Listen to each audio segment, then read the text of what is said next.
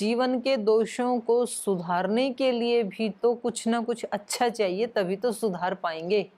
यदि जीवन में कोई भी भद्र नहीं है, अच्छा ही नहीं है, और कई बार ये दिखता है कि दुरित हटाना संभव ही नहीं लग रहा है, नहीं है इतनी सामर्थ्य हमारे अंदर, और कहीं किसी व्यक्ति के साथ हमारा मन भेद या मतभेद हो जाता है,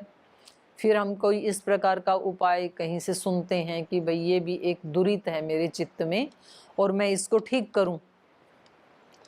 और जैसे ही हम ठीक करने का ऐसा कोई भाव अपने मन में सोचते हैं कि अब हम इनके प्रति ना इनसे झगड़ा करेंगे, ना कोई इनसे ईर्ष्या, द्वेष, घृणा आदि ऐसा कुछ नहीं करेंगे, इनसे प्रीति पूर्वक रहेंगे,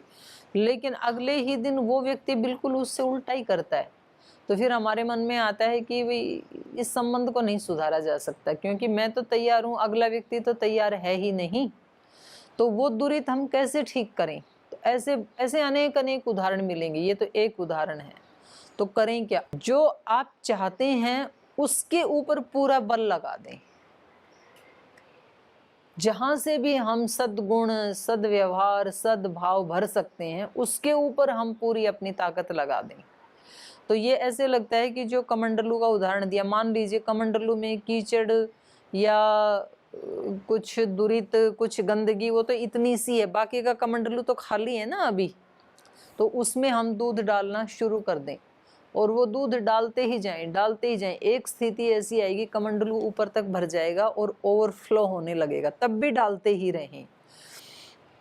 ओवरफ्लो होते होते एक समय ऐसा आएगा कि जो वो कीचड़ था वो भी उस दूध के साथ बाहर ही निकल गया, वो भी ओवरफ्लो हो गया और हमें पता ही नहीं चला कि वो कब निकल गया।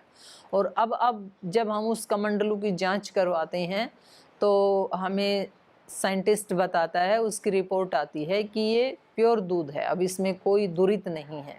तो इसी प्रकार से हम अपने जीवन में अच्छाई को, क्योंकि वो हमारे वश में है, और जैसे जैसे अच्छाई आएगी वो अपने आप डाउन होती चली जाएगी बुराई, तो हमारा ज़्यादा फोकस अच्छाई की तरफ होना चाहिए, क्योंकि फोकस ज़्यादा बुराई पे करने से, बुराई का चिंतन करने से फिर वो और ज़्यादा बढ़ जाती है।